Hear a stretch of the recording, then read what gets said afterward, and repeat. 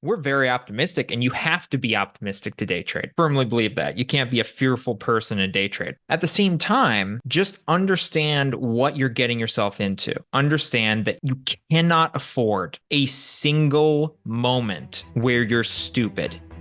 Hey everyone, welcome to the Anarchy Podcast. 99% of traders will never make consistent profits. So why listen to the 99% of advice? On this show, we're going to challenge some of the most hallowed and repeated tenets of trading, and in doing so, set you up to succeed where others fail. Spoiler alert, we don't have a secret strategy or magic wand that will let you skip out on the hard work of learning the markets, but we can debunk viewpoints that are holding you back. If that sounds good to you, come join us.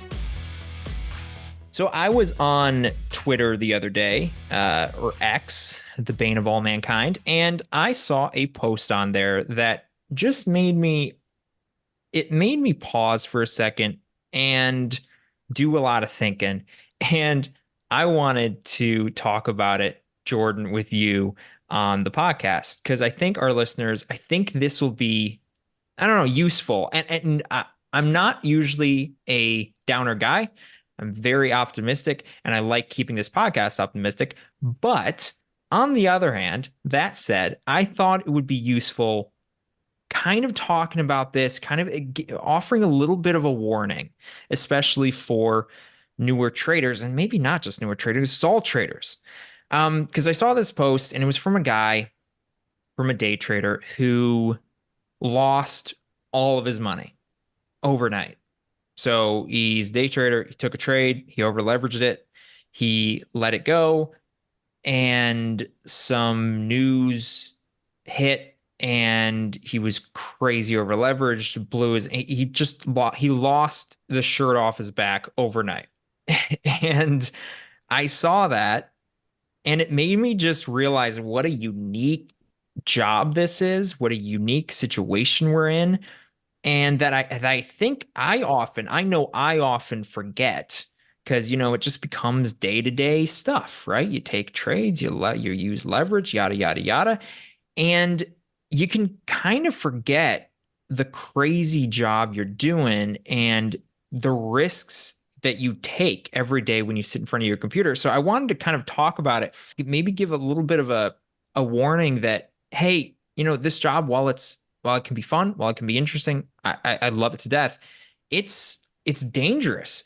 Yeah, I mean, careful has never been the way someone would describe it.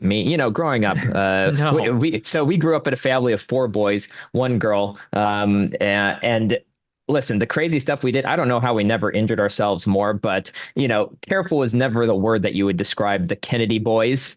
Jordan, I just told mom and dad. They evidently hadn't heard. I hadn't realized we hadn't told them that about the time you shot the balloon out of my mouth with the bow. We didn't tell them that because I was just telling my Evidently kid. not. I just told Maria this story like last week. I was telling them we were at their house, I don't know, a couple weeks ago, and I told that story just like, oh yeah, and then they were like, what? Excuse me? Evidently, we'd kept that under wraps. Jordan shot a balloon. We had a compound bow, like a hunting bow, back in the day when we were kids, and he shot a balloon out of my mouth with it from like what, 10 yards? It wasn't crazy far, Yeah, but it it's wasn't not like like I was right next to you. No, that no, was like, yeah, no. it was. I So mean, we were, hey, stupid. like our last podcast, we were talking about confidence. Again, confidence never an issue. It's never been a problem. Never been Now, a problem admittedly, with us. confidence on my side. The man holding the balloon in his mouth, Levi. I don't I know had what. confidence in you. I had Thank you, all the thank you. confidence in the world, my friend. But yeah, carefully, dude. Like we were talking about this, trading is literally the most dangerous job you can do, I think, from a financial standpoint. We're not talking physically, right? Because let's be honest, my hats go out to all of our service members, all of our, first responders, etc. You guys actually do the dangerous job. And I can say that, yeah, I was a paramedic for 5 years. I've actually traveled and worked in war zones before. Like I can appreciate everyone who puts their lives on the line for us. Thank you for that. I'm not trying to equate trading to that because let's be honest, trading is the old grungy guy sitting in his pajamas or underwear in the basement, clicking a button going, yeah, baby, come on, go up. Let's go. Like it's not the same. But that being said, it is the only thing, it is the most dangerous job I can think of that you can ruin yourself overnight, not overnight, within seconds, in seconds. Yeah. and have literally nothing to show for it. Let's be honest. Most other things, at least you dump a bunch of money into something, you may go bankrupt. Okay, something happens, a housing crash, but normally you, at least for a while, are going to have assets. Trading Mm. is the only thing I can think of, minus gambling. But like, let's say trading is actually career. We like to think that it can actually be a career. So it's the only career where you can literally lose everything or more than everything in a few seconds, have nothing to show for it, and that should be uber sobering because it's something that people don't talk about a lot. Like online, yeah, we see all these reaction videos of people losing a bunch of money. Most of them, let's be honest, are demo trading. Some of them are real. It has ruined people's lives. I think Levi, you were talking about that guy from the 20s, right? Jesse Livermore. Yeah, yeah, we were. I mentioned him earlier before we had Yeah, turned on the mics, but yeah, I mean, he he was one of or the best trader of all time, and didn't he end up, he ended yeah, up dead and penniless, right? Because and again, this is the best trader of all time. He's better than you. He's better than me. He's better than anybody listening. He was, and he lost it all multiple times. We talked last time about, embracing, fear and embracing failure, and what would you do if fear didn't affect you, right? So I'm not. We're very optimistic, and you have to be optimistic to day trade. I firmly believe that you can't be a fearful person in day trade. At the same time, and this is why I wanted to mention it after we talked about, kind of embracing failure and not being afraid. At the same time, just understand what you're getting yourself into. Understand that you cannot afford a single moment where you're stupid. Okay? And this is why we've said if you ever move your stop loss further away, make sure it hurts. Make sure whatever consequence you give yourself hurts really bad, because that's the type of thing that you can ruin yourself in moments just by being stupid. And it doesn't matter how good you are. It doesn't matter if you're profitable. It doesn't matter if you've got a million, followers on, Instagram or YouTube, or you're it doesn't matter if you're a big shot. You can lose everything. From all the way from hedge fund managers to day traders, everyone can just be stupid for a moment and ruin everything. So, you can't afford a single moment where you let your greed, cloud your judgment. yeah. I mean, it's a sobering thought because anyone who has been in trading for more than a few moments will have heard or know personally people who have essentially given up, and not to use words, but ended up, just giving it all up, or even, ending their lives, right? Because they lost hope. They lost everything. People in trade, like if you follow this for, if you've been a trader for any amount of time, trading not only can ruin you financially, but how many relationships has it ruined? Like, spouses leaving, debt, mortgaging homes, ruining, families. Like you listen to like Dave Ramsey. I don't agree with everything he says, but again, he is a financial guru that I like to follow. I really appreciate, his whole message on being debt free. And I have some disagreements with him, but I really appreciate a lot of his message and helping people become financially free from the essentially clutches of the banks and the financial institutions and becoming free. And I've listened to a couple calls just recently where people have called in that they had, $600,000, $700,000 in banks, in a retirement, just gone, homes, mortgages gone from day trading, right? And then, of course, that has ruined lives. It's ruined marriages. It's ruined the lives not only of the individual, but of their family, right? Who was depending on this money to then take care of them in the future. It's a serious game. Yeah. Yeah. I mean, which again, it's not to scare anybody off, but it is to, this is just, hey, you got to take it seriously, right? Like you can't kind of just limp your way into day trading and then treat it and then just get comfortable. You can never get comfortable. And by the way, this is why a lot of people actually end up um, burning out on day trading. Even people who are successful. We've known people who profitable, right? Profitable, make money, and they can't keep doing it.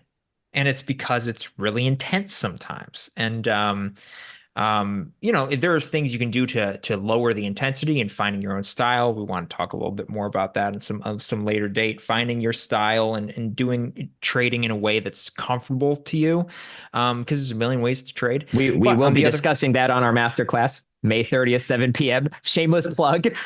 Shameless plug, May 30th, 7 p.m. Eastern time. Finding your style specifically will help you step through the day of, step you through and find your style of trading and find what works best for you. So yeah, there's ways to like mitigate the stress of day trading. At the same time, there always needs to be something, a little cricket on your shoulder that's going, hey, you could lose everything if you're stupid. So don't be stupid. Trading never gets non-stressful. Like I think that is also something to remember. Like we talk about we've talked probably a month or two ago about trading getting boring, and trading can get boring, but like if you talk to actual traders and you really sit them down, and this is something like I've watched, we've watched hundreds and thousands of interviews with traders, we've talked to traders. Trading never becomes a non-stressful game, right? Like it never becomes non-stressful. People learn how to deal with it, but that's what you mentioned, burning out. There are successful traders that quit trading, not because they are not successful, but because the amount of stress is always going to be there. You are always going to have stress, less stress than maybe you have to begin with, or more honestly, because you understand, like that's the thing. As a real trader, as a successful trader, you understand the what the dangers of it, the what is what is essentially Possible. possible, exactly. And that stress, some people just can't handle it, like their constitutions. And it's not because they're somehow worse than other people who can. It's just because some people can't handle that level of stress. Yeah, and again, it's okay to we talked about yesterday, the last time about kind of embracing because you can embrace that, right? It's nothing to be really afraid of, and you can and trading can be fun and it can be enjoyable, and again, I want to be careful. I don't want to, definitely scare people off, but I definitely kind of it's okay to be a little afraid. It's okay to have a little bit of It's fear. good to be a little fear.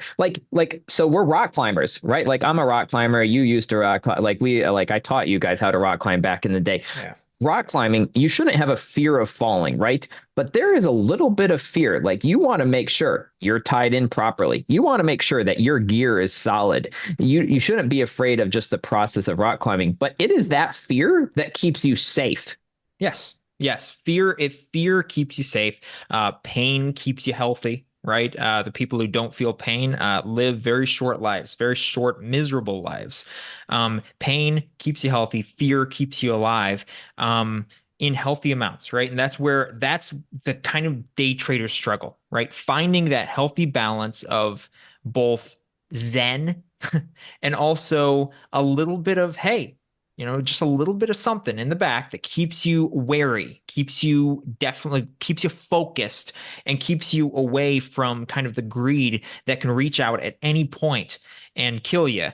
And that this gets especially dangerous as you get better and better, right? There's this weird phenomenon in this is kind of going a little bit off topic, but the wingsuits, these Yeah. people who Yeah. put the wingsuits on, and it's a weird thing where as you get better, it typically most activities and hobbies, these people who put these wingsuits on, they jump out of planes or jump off of cliffs, and then they fly with kind of these wingsuits, and they pull their cord, and then they parachute down. They all the best ones die, all of them. So there, I saw a chart that was crazy. That as they get better and better and better, they all die because The death rate goes exponentially higher as you yeah, get better. Yeah. because they eventually they start pushing more and more because now the wingsuit isn't fun anymore. It's not fun anymore to just fly in the open sky. So now they have to fly near a cliff, and now they have to fly Through close to the holes. ground, and now they have to fly through holes, and they start taking more and more risks because what they're doing, they've gotten so confident that everything will be fine, and they push it until they eventually die. And in this, we've seen this happen in day trading where you can get better and better, and you get to a point where you're confident. Oh, this trade, I've seen this trade a million times.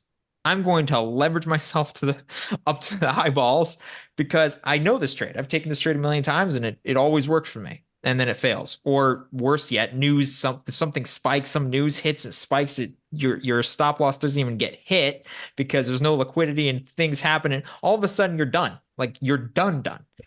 So yeah, just having a little bit of healthy fear. While you shouldn't be controlled by fear, you shouldn't have, you shouldn't be controlled by fear. You should still have a little bit of healthy fear that keeps you knowing the seriousness of what you're doing and keeps you safe from greed.